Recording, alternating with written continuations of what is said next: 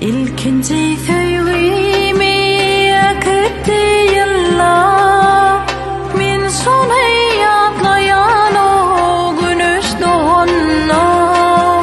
Yaklayan o sanatına güllü.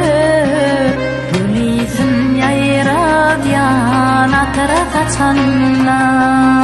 Yaklayan o sanatına güllü. Gülizin yayrad yan atara saçanna.